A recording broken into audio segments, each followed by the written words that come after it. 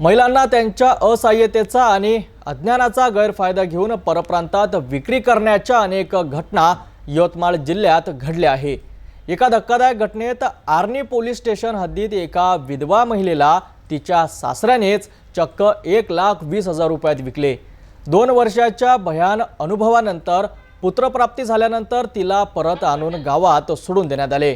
बेपत्ता व्यक्तीच्या शोध मोहिमेदरम्यान हा भीषण प्रकार उघडकीस आला आहे। आर्णी पोलीस स्टेशन हद्दीतील एका महिलेच्या पती व एका मुलाचा अकस्मात मृत्यू झाला होता।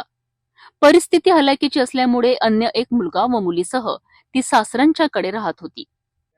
या निराधार महिलेच्या अवस्थेचा गैरफायदा घेऊन तिला रोजगार मिळवून देतो म्हणून तिची नणंद व नंदई हे तिला मध्य प्रदेशात घेऊन गेलेत। तेथून त्या महिलेची 1,20,000 रुपयात गुजरात येथील पोपट चौसाणे या व्यक्तीला विक्री करण्यात आली। त्या व्यक्तीने तब्बल 2 वर्ष तिचे शोषण केलेत व तिच्यापासून पुत्रप्राप्तीनंतर तिला गावात आणून सोडून दिलेत।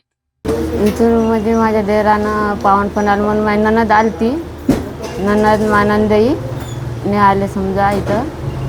तर माझा देर म्हणे मी जायला तयार नव्हती, माझा देर म्हणे जा म्हणे तुम्ही। माझी सासू होती, माझा सासरा बी उभं होते तिथं, तर जा म्हणे तुम्ही। तर त्यांच्या आज्ञेवरून मी गेली। तिकडे गेल्याच्या नंतर माझ्या नंदयानं एक मोठी नणद बी आहे तिथे, तर त्यांनी मला तिथून नेलं लेकरं घेऊन, माझेवाले 2 लेकरं। मी तिथे गेल्याच्या नंतर आम्हाला 4-5 दिवस संग तसं ठेवलं। नंतर लेकरं कुणीकडे ठेवलं हे काही माहीत नाही, 2 वर्ष झाली पाहिले नाही, मला विकून टाकलं। मारहाण केली खूप घरी, म्हणजे कोणाला दिसू बी दे नाही। 2-2 दिवस खोलीत पण ना ठेवत जाय मला, कोणाला सुद्धा बोलू दे नाही मला। काय झालं? तिथून नेल्याच्या नंतर टंकरा गाव आहे हिरापूरमधून, तिथे घेऊन गेले। समोरच्या माणसाला विकलं। समोरचा माणूस म्हणे तुला मी विकत घेतलं म्हणे। मी म्हटलं माझे 2 लेकरं आहे पहिल्या घरचे, मला विकलं म्हणे तुला मी नेत नाही म्हणे। त्याच्या मी पायापोटी लढली पडली तेव्हा कुठे मला त्यानं इकडे आणलं। दरम्यान या प्रकरणी पोलिसांनी तिची सासू, सासूचा दुसरा नवरा व दीर, नणंद व नंदई यांच्या विरुद्ध गुन्हा दाखल केला आहे।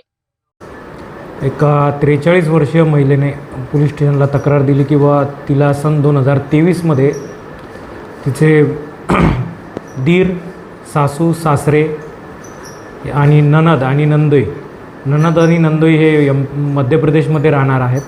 त्यांनी संगनमत करून तिला गुजरात इथं विकला आहे।